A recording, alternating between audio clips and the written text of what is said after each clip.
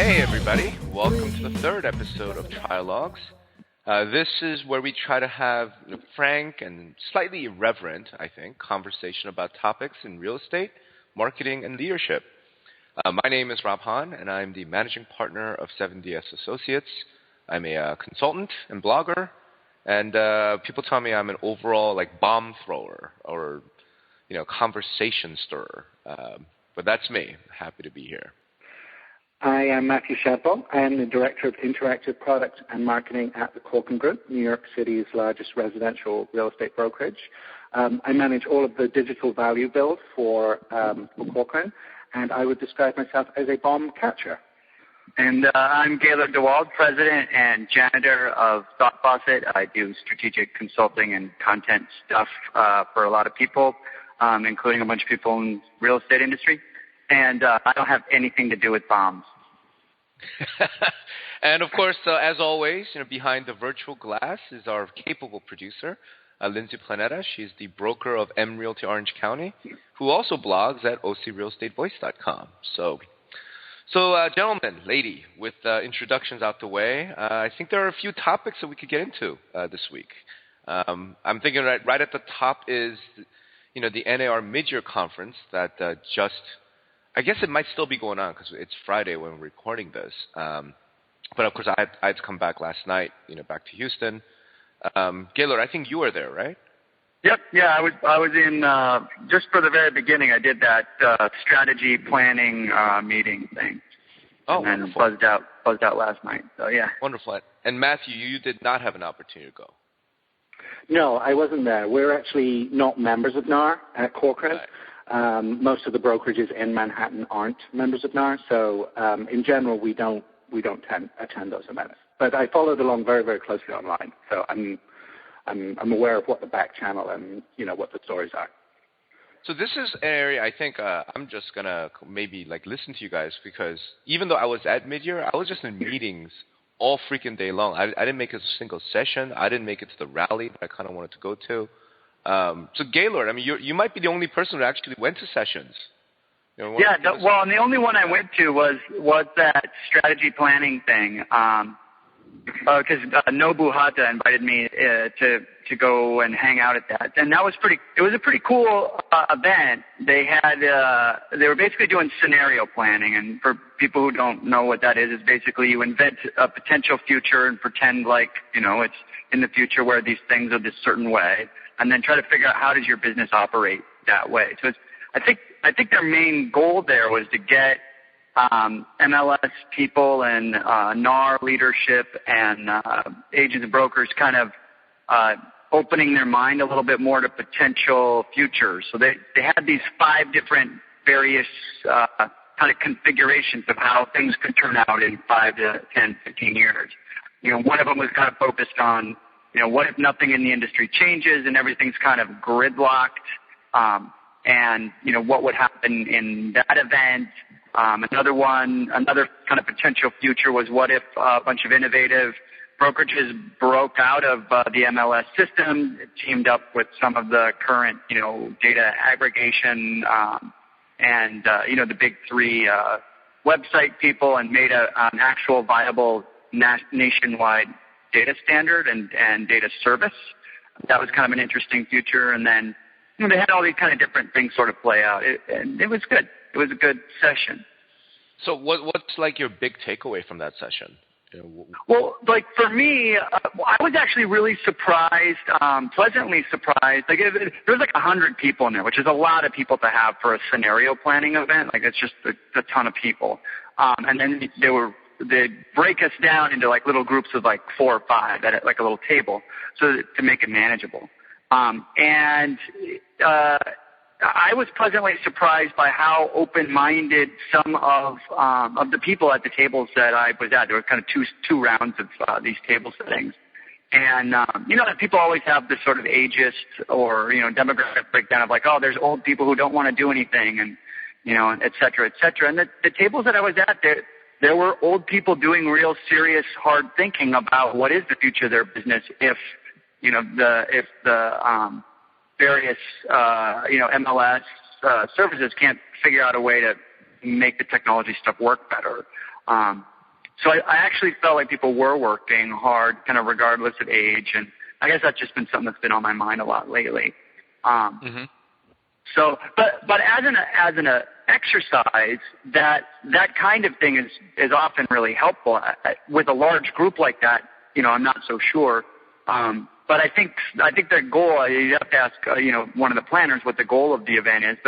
But as something that encourages people to think about, to not just have tunnel reminders about the future, like stick your head in the sand and pretend the internet's going to go away and the market's going to return to 2004 and everything's going to be great again.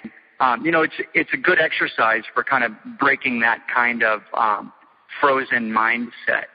In terms of like what kind of outcomes are going to come from it, like to-do lists or whatever, I don't know. I guess we'll have to wait and see.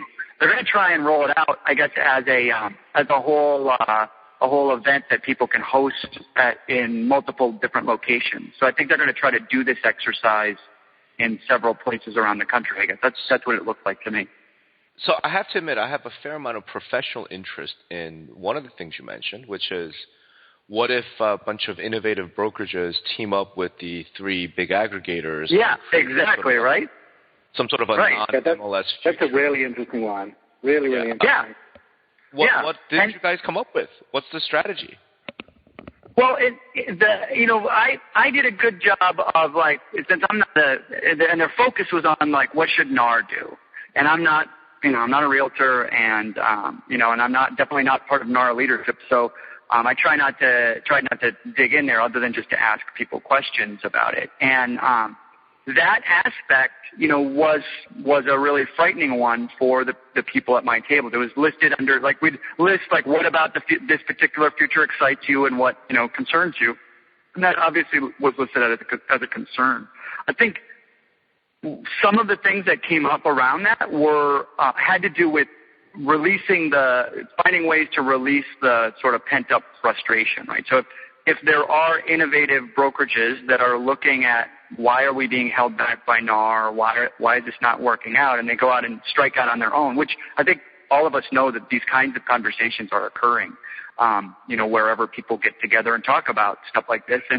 And the issue for NAR is, how do you adapt fast enough? You got this giant kind of monolithic beast that's slow to turn, and what do you do with it? And some of the ideas that came up in the group, were like, well, why don't we just establish that kind of thing from within? Like, how do you just form the seeds of your own destruction, I guess, from the inside, but for massive change, the idea for massive change.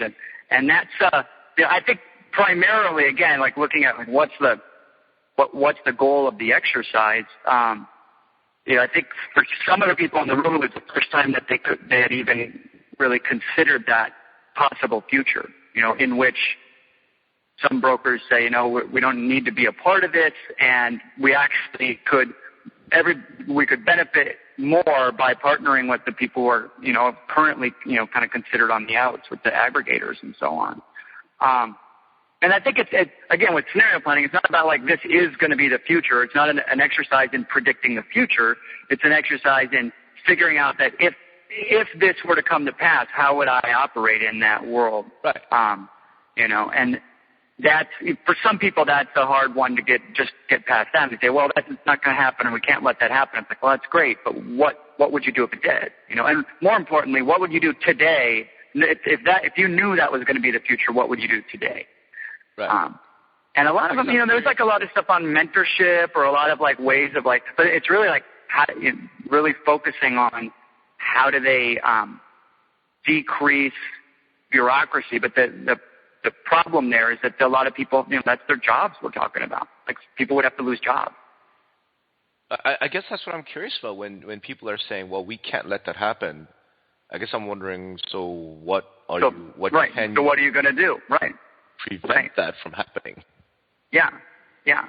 And there weren't any. I didn't hear any like solid answers. But I also, again, I don't think that that's what the exercise.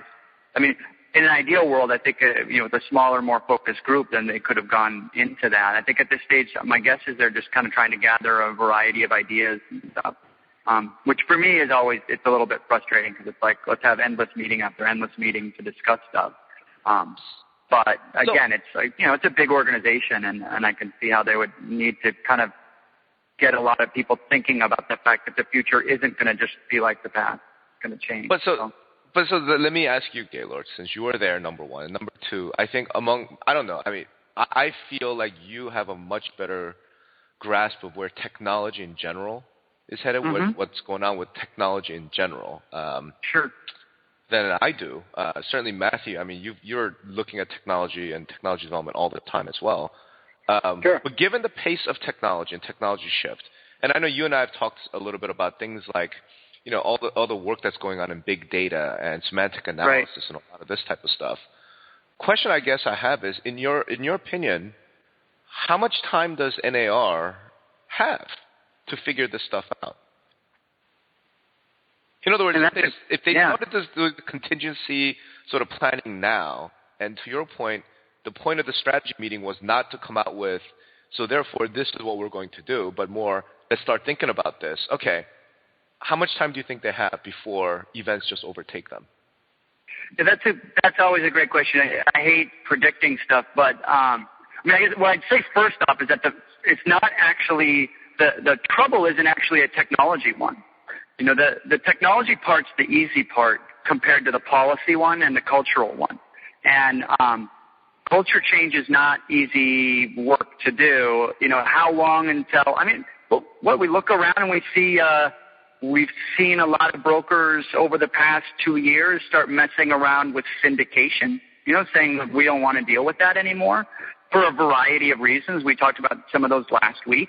And I think a lot of the syndication questions are part of that. And part of me, I don't know. I'm not gonna put a date on it or whatever. But as brokerages do remove themselves from aspects of data sharing and experience success doing it, I think that more people will go along. So. I don't know. I don't know if we're looking at 2 years or 3 years or whatever. But something like this, again, it's what makes it hard is that something like this doesn't work in a gradual fashion. It's not we're slowly going to build up and do change. This operates more like Stephen Jay Gould's concept of punctuated equilibrium, where something changes and then it's changed for good, and a lot of people fall by the wayside as a result. So it's not like things gradually change. It's going to be a decision point for someone somewhere. And, the hard part being that, again, what the challenge is really more cultural, and it's more like human factors than it is technical. It's not like we don't have enough servers and hardware to solve the problem. The challenge is that we don't have enough leadership to solve the problem. So I don't know. I did my tap dance around that question. I think it's really interesting. I don't disagree with you on the cultural and the leadership stuff, Gaylord, but one of the things that I think is actually really, really interesting that's actually been in the news this week is how, people that work with a lot of data, right? You take something like Facebook or somebody like Google, who are essentially trying to own the world's data, either in Facebook's case from a social graph, essentially the relationships between people and what they like, and Google with their knowledge graph, which is the relationship between things in the world that have ever been and ever will be, I'm sure. It's really interesting to see that the conversation about data at the top of the pyramid of people that work with data, if you like, isn't really about the distribution of the data, the sharing of the data, or the transparency of the data, but it's more about the relationships between the data and how you extract insight and meaning in a way that's sort of meaningful to people outside of just simply displaying it. And I think for me, that's the big cultural technology change that I don't particularly see anywhere in the real estate industry, from the syndicators or from NAR or brokerages. And I think that's sort of this, I'm going to continue Rob's metaphor here, and that's the ticking bomb with this stuff, because as our search experiences inside of those products that we spend the majority of our time, right, and we could characterize that as Google and Facebook, the precedent and the expectation of what search becomes is predicated on what Google and Facebook serve up. And I think that expectation already sort of exists in Google, where you say, I want to type something in and I expect something relevant to come back. And that isn't really the case 100% of the time with real estate digital presence, whether that's on the phone or on the desktop. Right. A lot of people are just starting to wrap their heads around, like, what's near me now for sale. Like, even that is sort of a stretch for a lot of folks, I think. But as the relationships between the things start to happen, what I get very excited about in that context is it actually starts to replicate how people think about things. And it stops this idea of, being overwhelmed by data, which a lot of people sort of already start to struggle with, especially inside of like a real-time service like a Twitter or even a newsfeed in Facebook. But it's really, really interesting because it starts to replicate a more human sense of decision-making and a closer sense to engaging with what people actually want to do. And I think, if you buy into that idea that those two things are true, instead of thinking about, Google as like an outboard brain where you don't have to remember anything and you just need to remember where to find it, for example, the home purchasing process, or even just the real estate data product, is like a really, really central part of that thing, your home. And if you sort of balance those two things together and say, well, the home is one of the most important things in my knowledge graph and my social graphs, then that's really sort of the big opportunity that could be missed by a NAR in favor of software companies like a Zillow or a Trulia. And I think that's really the interesting discussion. Yeah, that's exactly it.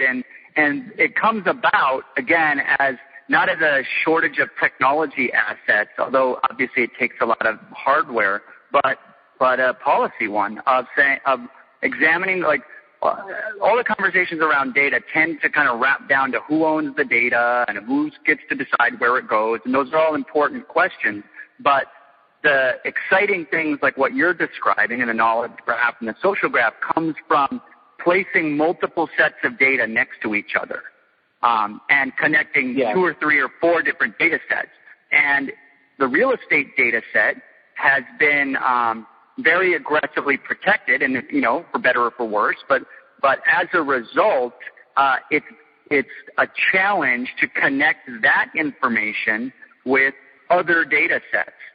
And as a result, you just have that one data set to drill in, and it's not very well connected to all of the other data sets, and that prevents people from doing really interesting and innovative things. It also prevents people from doing things inexpensively because everyone's stuck with the 800 different databases. So that's really an issue. I totally agree. And one of the things that I think is going to be really interesting is, if you buy into as you just described it, if you buy into the idea that there's, over the course of the history of the web so far, there's been a perpetual archiving of essentially everything to the point where you can have something like a knowledge graph or a social graph, and it becomes about, cultural changes in what do we do with everything that we have. If you have the idea that you have this ubiquitous data, there's no shortage of things that you could do, for example, there actually becomes value in data expiring. And we're starting to see this in Europe, for example. The European Parliament is starting to rule on things like privacy concerns, where they're actually telling users that they actually have a right to have Google forget about things. They call it the right to forget.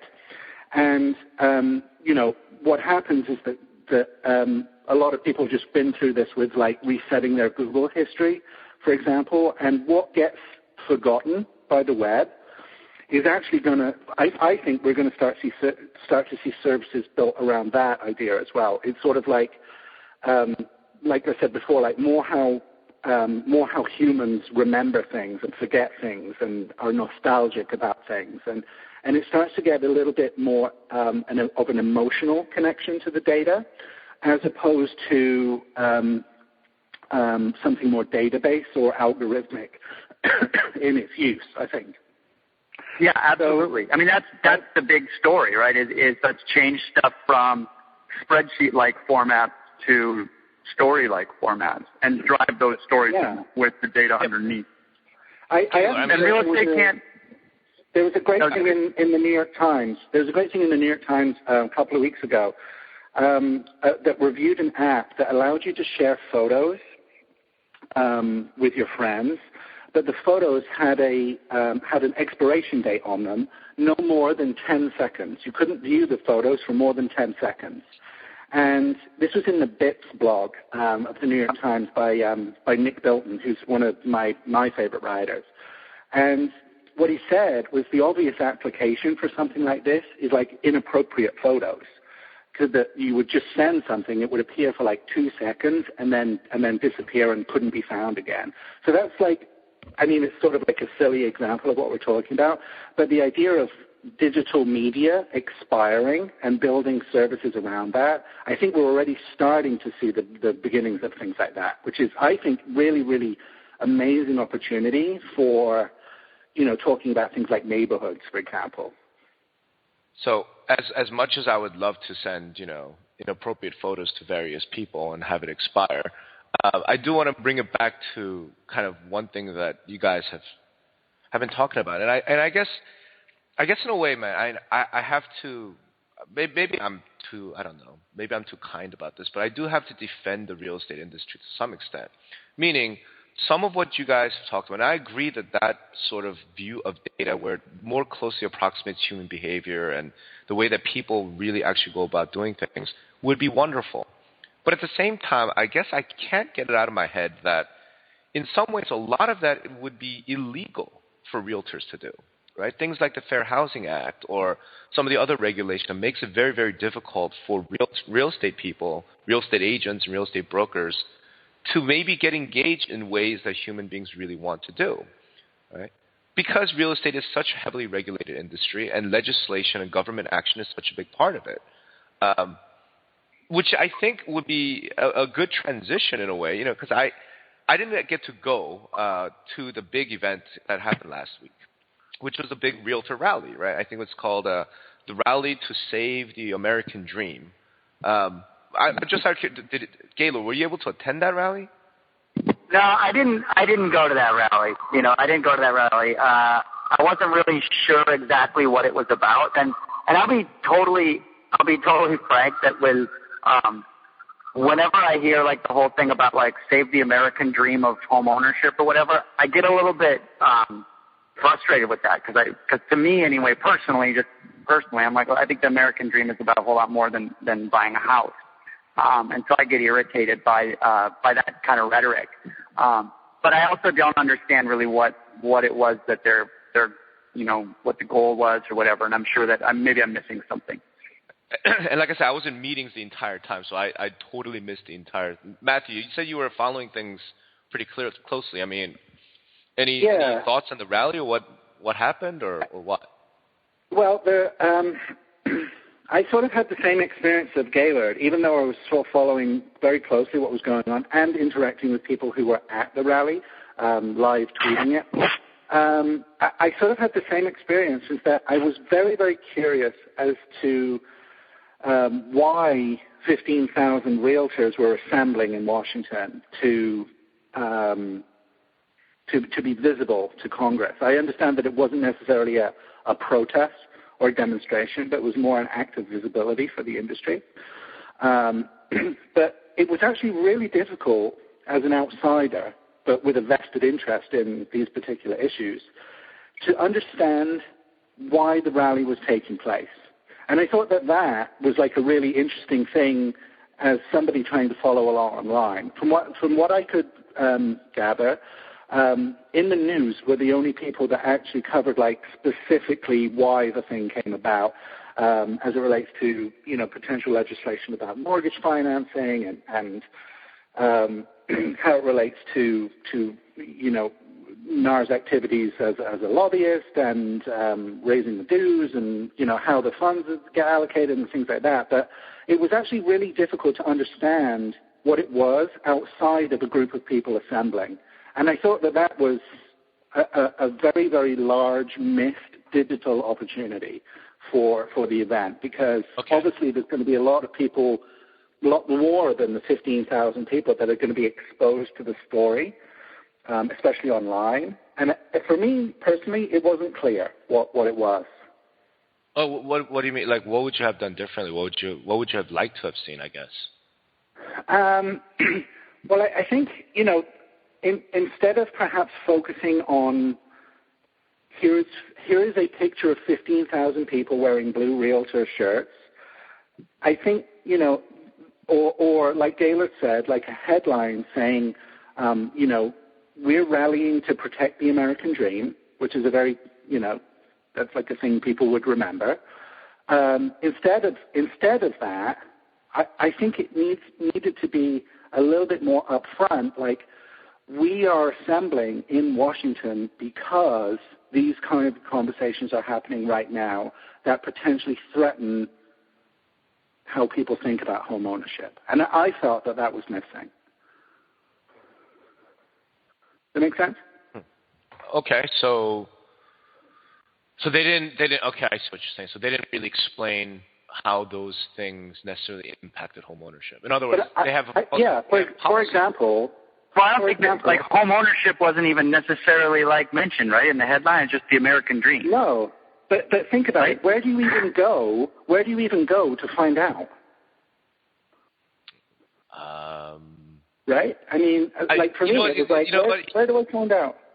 Here's the thing, like, Matthew. I guess I almost immediately thought you could go to Realtor.org. You could go to some of the online resources that NAR has put out. But then, and there were websites. There were websites that I was pointed to. Yeah, but that's my point is, as I'm thinking that, I'm saying to myself, but that's, for me, and I'm in the industry, as are you. If we're talking about your general public, right, chance of them doing that is fairly low. Right. Well, this is my point, is that, I'm close and I couldn't necessarily, understand it. And I went to, there was, I think, like realtorrally.org, or, there was a specific website created for this, but even that wasn't entirely clear. It was very beautiful looking and very sort of, political activist looking, but even that wasn't that clear. So I agree with you. I wonder how effective that is for people outside the industry. I don't know if that is important. That message gets sort of spreads outside the industry. My sense is that it probably is, but I don't know if it was just specifically targeted to elected officials, for example. It might have been. Well, I mean, I just put up a fairly lengthy post about this, since my own position on what I believe that NAR and the state and local associations need to do for political power. I think it's fairly clear at this point. Sorry, my phone's ringing. But I think what you're addressing, Matthew, is exactly that issue, right? The two things that I didn't go to the rally, so I feel like I really didn't have anything to say about what went down at the rally or whatnot. But the two things that really jumped out at me was that 13,500 is the count that I saw, for a number of people who were there in person, and then an additional 13,500 or so were participating online through, I think, what is like virtual rally, right? One of the things I ended up saying was, look, that's 2.7%, of the membership. I mean, NAR claims a million members, but if we're really talking about 27,000, let's be generous and call it 30,000. We're talking about 3% of the membership.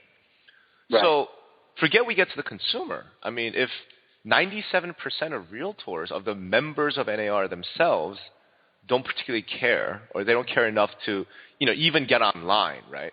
I mean, fine, it's one thing if you can't make it out to D.C., if you can't even get online, I guess I almost feel like, Like what would be the point of that? Well, I think that brings it back to what we're saying in terms of what's the message here. If the message wasn't even clear enough to the membership that it could get more than a 3% buy-in of the members, how's it going to be effective at influencing anything else? Yeah, and the other part of it is this. Let me sort of put this out there. Sure. My thing, and again, I said this in my post. What I said is, look, congressmen can count, right? And they can do math, and they have staff that can do math. If the idea was that we're going to bring all these realtors and blue shirts and rally on DC and sort of flex our muscles and show our power, and I'm a congressman or I'm a staffer for a congressman, and I look at it and go, listen, they showed up 3% of their membership turned out, right? So the next time that some lobbyist from NAR comes to your office and says support this, or my 5,000 members in your district aren't going to vote for you, I'm just going to go, you know what? 3% of your members care, and I can live without the 150 votes. And that's the thing that kind of scared me about this. Yeah, to flex your muscle, but then not really flex your muscle. I guess. I mean, because a lot of the headlines afterwards reported NAR flexes its muscles. That I sort of saw headlines that specifically stated that. I mean, I'm particularly interested in how this kind of thing spreads as an idea. And I think, when I think of like online activism in particular, and my entire frame of reference for the Realtor Rally is exclusively the back channel, so I can't really talk from any, authoritative perspective about what actually happened at the event other than what I saw online because I wasn't there. Right. But, when I think of like activism online, I'm thinking of things like SOPA, or even Coney, and I know that we've mentioned this kind of stuff in previous weeks. But even, however you disagree or agree with those things, the message is actually very, very clear. Even, with something as complicated as, the potential legislative effects of the SOPA discussion, it was actually very clear, I thought, what was going to happen if you didn't sort of stand up and, join the voices. And it could have resulted in, just hitting like on Facebook or adding your email to something, or just, collecting digital votes in the way that the attendees sort of attended the Realtor Rally. But it still shows a level of support, even if it's sort of from your couch. I think, and then I think that there's collective value in that at scale. But what you're saying, Rob, is that there isn't that scale. And until you have at least 10% of the membership, it doesn't really start to be meaningful as a method of hearing your voice. You know what it is? And that's what I saw online. What I'm worried about is that it could be counterproductive, right? I mean, I've been involved in the political online world for a lot longer than I've been in real estate online world, and I'm just like, if I were one of these guys, and let's face it, online component of campaigns has become more and more important. And, the politicians are now leveraging, talk about leveraging data and big data and combining data sets. I mean, they're doing a lot of that work. Absolutely. I don't know that I'd be particularly terrified of an organization that could at best mobilize 3% of their base, of their membership on something that they have said is so important. Now, here's the thing. You know what I kind of want to do now? I realize maybe I'm kind of putting her in a little bit of an awkward place here, but our producer is a realtor. She is a member of the association, and I was wondering if she might be willing to kind of offer her perspective. What do you think, Lindsay? You there? Yeah. So, what are you looking for? My take on some of this, I guess. I guess I'm wondering. First of all, you didn't go to the rally. You were not in DC, right? I was not in DC, and I did not attend the virtual rally, no. Okay, so can I ask why not? Because I had appointments. So yeah, I did. And I'm on the governmental affairs committee. Am I involved? Yeah, I am involved. So, but yeah, I did not attend the virtual rally either. I mean, I think that's part of the challenge here is that you've got real estate agents that are very busy. They care about some of these issues, but if you're busy and you're an active realtor, Yeah, there's not a lot of agents that are taking a ton of time to get really involved. So But they still have to pay the dues, though, right? They have to pay the dues. Well, and that kind of reminds me of last year. Last year at this same meeting, there was a giant uproar over agents spending an extra, I think, $40 a year for political activity. Like it was like that was the big hot issue, Right. last year at the same meeting. Doubling of the fees. Yeah. Doubling of the fees, Most right? of these agents aren't necessarily, they're paying the dues for the access to the MLS. They're not necessarily paying the dues because they want to be particularly politically active. Even though that in theory is what NAR is about, that's not why people are paying their dues. Okay, so let me put you on the spot, if you don't mind. Oh gosh. So you're somebody who's really engaged. I mean, I think I gotta like go. you said, you're on the government affairs committee of your local association. You knew that this rally was happening, on Thursday. I think NAR's been sending, notices and all of that out for months. And, Mo I think his last name is VC, who's the new NAR president, I think has said this is one of the most important things that NAR can do. Was it not possible for you to schedule your showings and appointments around the virtual rally? Yeah, I mean, I probably could have done that. Why didn't you? Because I'm really busy. So I guess, yeah, I mean, do I feel bad? Maybe I should have. But actually, this has not been, I mean, I'm involved in the governmental affairs committee. I'm talking about some of the issues.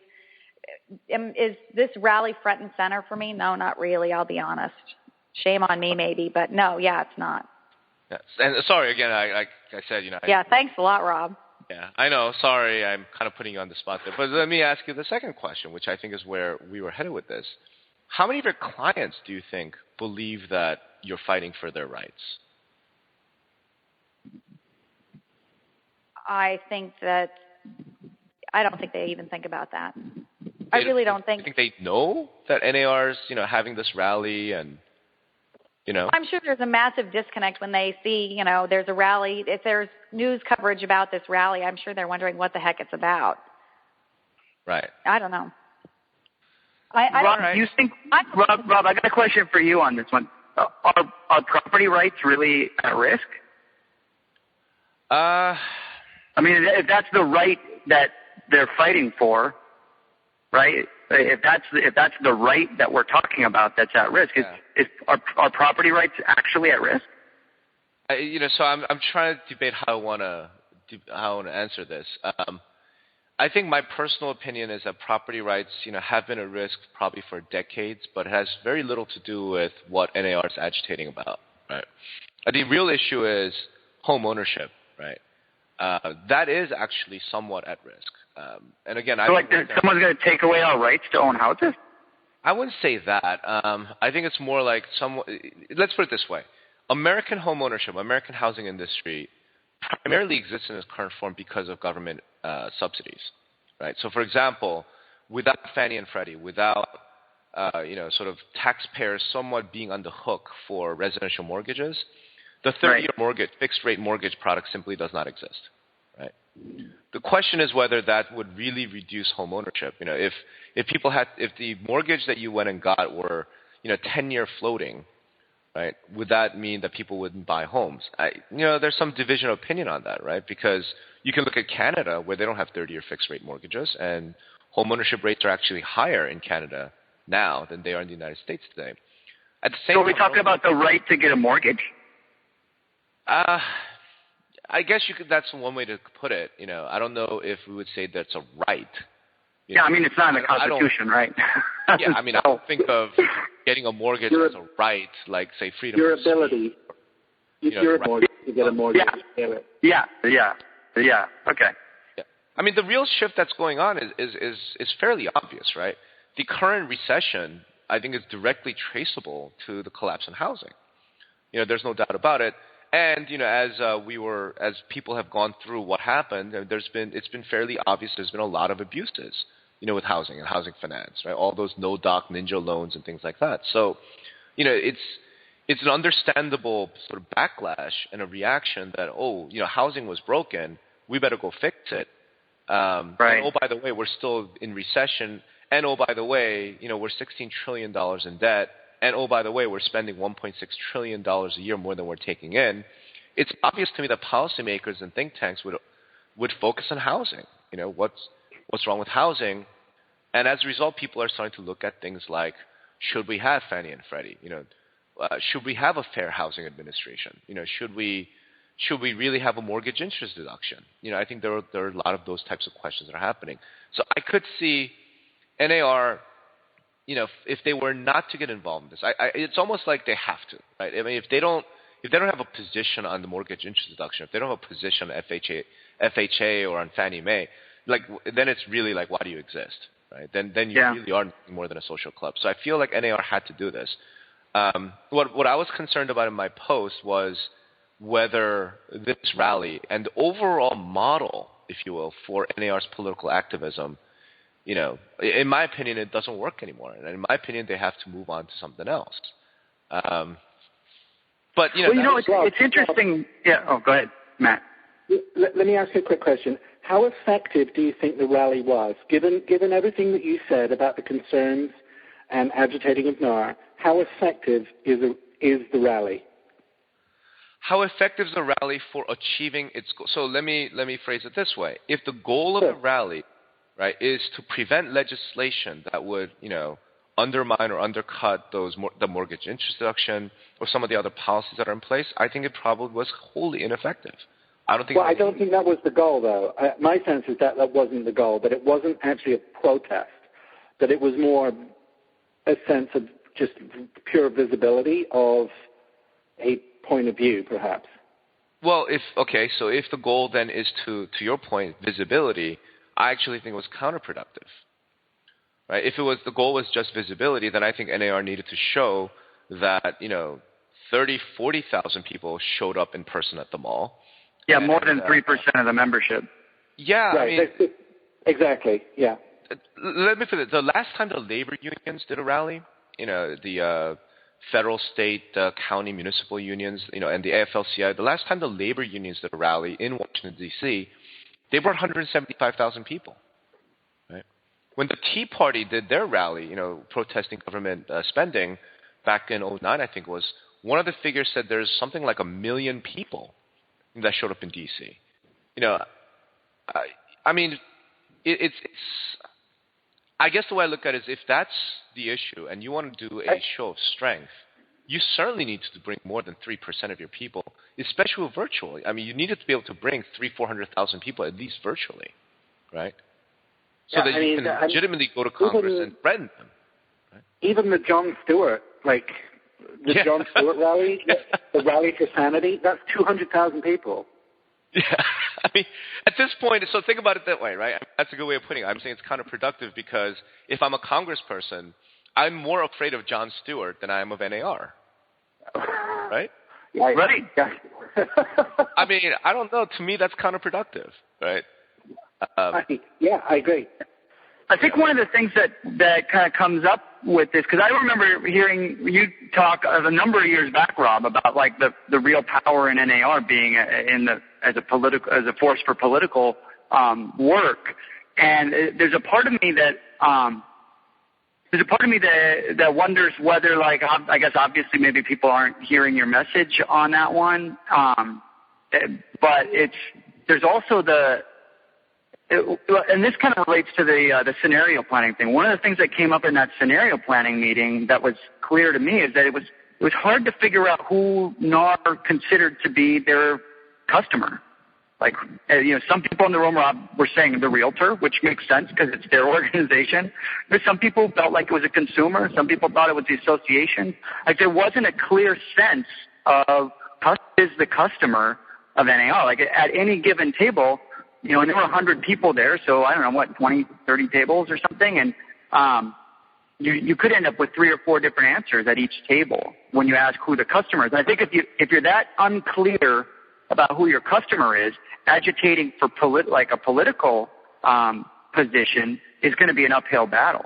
I mean, maybe it's got to before they can be effective at enacting some political will.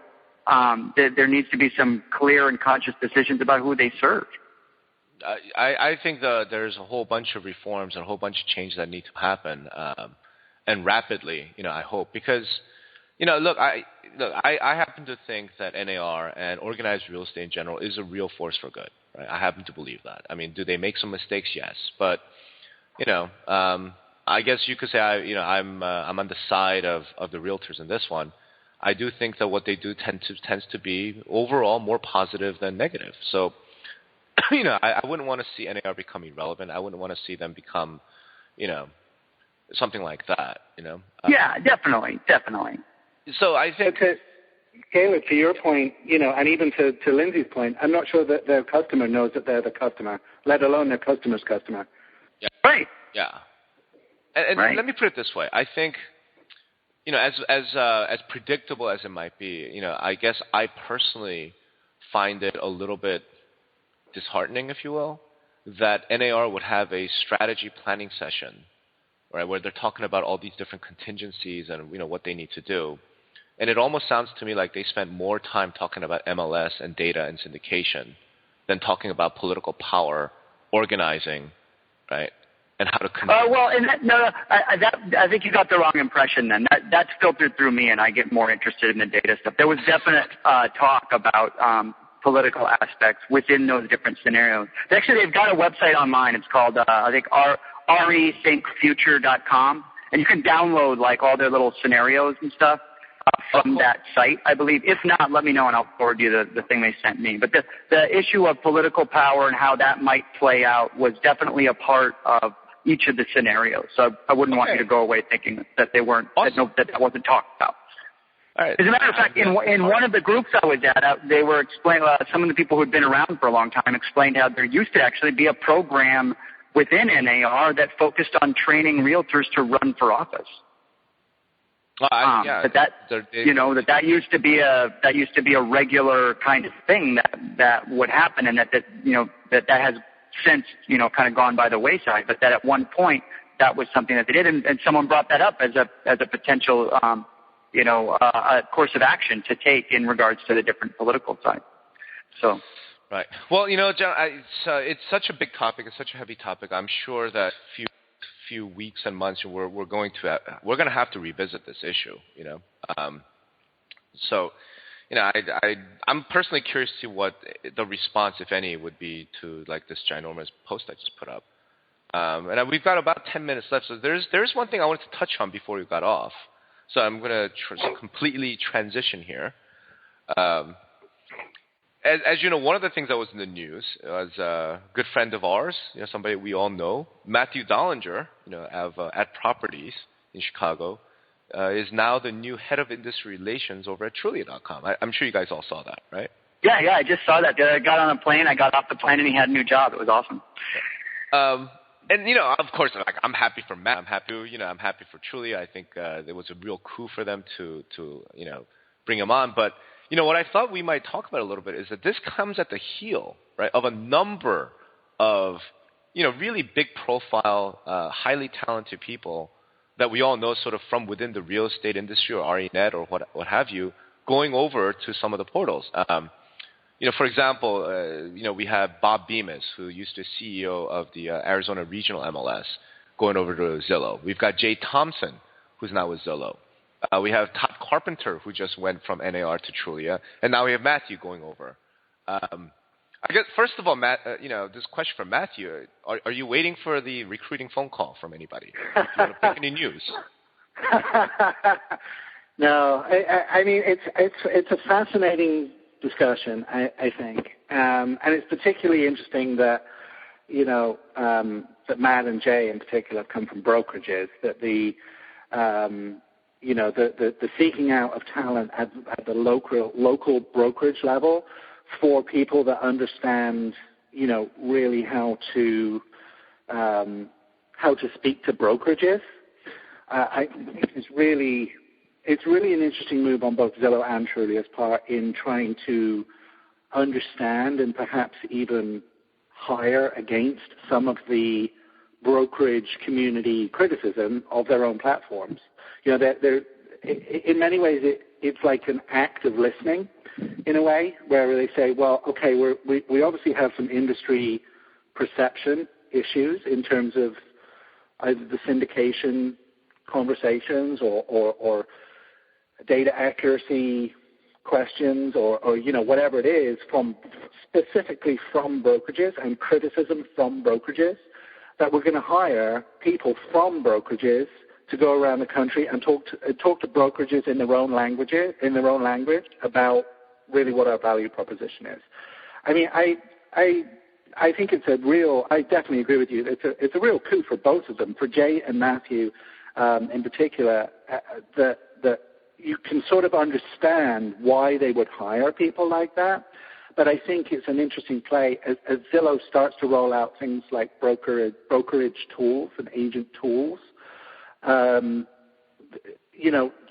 Jay, I think, has an amazing opportunity to be able to understand the needs of the brokerage and create, Zillow tools or give feedback for Zillow tools or whatever his involvement would be around that specific set of problems that might not be apparent to software developers in Seattle. Does that make sense? Yeah. Mm-hmm. Yeah. Actually, I bumped into Jay at mid-year, and that's very similar to what he said sort of himself. And in terms of Zillow recognizing that there's a certain set of topic domain knowledge that they need around real estate that they're only going to get from guys like him. I mean, not like he was bragging about it or whatever, but that's like the reality of it. I think a lot of these technology companies kind of went in, and as technologists, you look at the system and you're like, hey, this should be easy to model and fix and make it all better, without understanding all the kinds of cultural implications and business model implications that you can really, cause some trouble, which is, I think, what we've seen over the last 3 or 4 years, where there's all the different, broker outrage, that happens. So here's the question, because I happen to agree, with everything you guys just said, and knowing all of the people involved. I mean, knowing Jay, knowing Matthew, and knowing Matt, knowing Todd and knowing Bob and all these guys, I think the idea is that they are being brought into these organizations to transform those organizations, right? The danger, though, and the question I have is, what if they get co-opted? In other words, what if the reverse happens, right?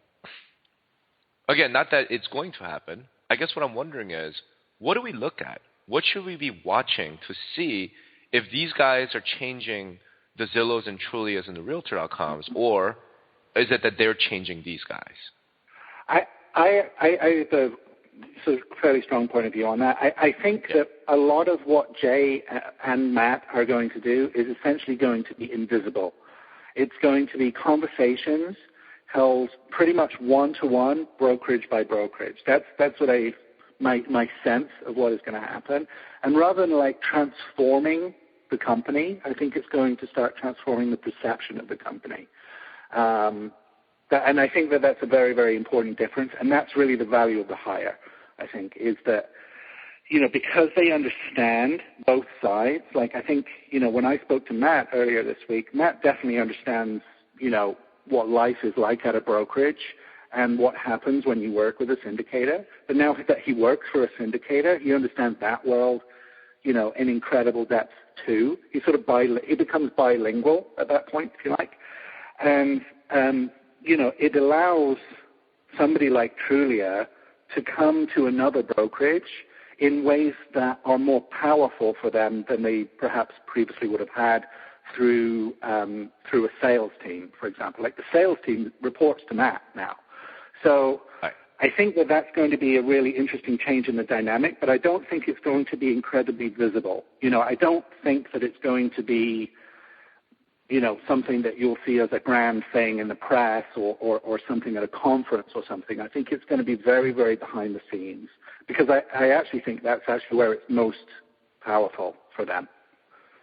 I think, like, in terms of, if Jay and Dollinger are going to turn, more like their employers, I think the first clue will be if they start walking around with black capes and they get like one of those big masks, that they have to wear, and they start talking a little bit like James Earl Jones, that will be the sign to watch for. If the lightsaber turns red. Yeah, if the lightsaber starts looking a little bit red, I think then, you better watch out at that point. That's awesome. And with both of those guys, their lightsabers are just a tiny bit, it could happen at any minute with these guys. And when they do... I think that would be a wonderful place for us to stop unless, if we go any further, our lightsabers might be turning red. Right. So, as we always do when we close one of our podcasts, what do you guys think will be the big topic of conversation this next week coming up? Matthew? I actually think we're still going to be experiencing fallout from the Facebook IPO today. I think, we're going to be a week in the stock being traded, and we're already seeing really, really interesting things happening to things like Zynga stock and LinkedIn stock as a result of the early trading. The last figure I saw was that it was trading at $70 after the initial 38. I mean, it's just kind of crazy, these numbers at I think $104 billion valuation. And I think that, the story is going to be one that runs and runs and runs. And I think it's fascinating to see how that particular organization, you talked about how organizations going to change people and things like that. I think Facebook's relationship with investors is going to be a really, really interesting one to keep our eye on. Gaylord? I think we'll be finding new, innovative Star Wars references for the various industry players. I think that's what we'll be talking about next week. I'm looking forward to the post from you, correlating who is Darth Vader and, who is Obi-Wan and all that. I think that would be an awesome post to have on Thought Faucet. I think for myself, I agree with Matthew that probably Facebook will dominate the conversation next week, but at the same time, I kind of feel like next week, by the end of next week, we maybe also be talking about Europe and maybe the contrast. That on the one hand, you have Facebook going through the roof. On the other hand, you have the entire European Union, starting with Greece, just sort of falling into the sea. And I think we're going to have this really weird divergent conversation of like, everything's great versus everything's going to hell in a handbasket. But we shall see. I mean, I believe that I've never been right with any of my predictions on any of these. So that's my track record. Well, you may have just saved Europe. You may have just saved Europe, Rob. I may have. That's the power. You may have just saved it. Simply by making the prediction that it will fall into the ocean, it will bound greatly, and everything will be fine. If it's still there, I'm going to make sure that they give you a thank you note or something. Anyway, gentlemen, always a pleasure. I will, and once again, thanks to Lindsay, our producer. And I guess we will see you next week on one of these trialogues. All right. It's the magic number. Somewhere in this hip hop soul community.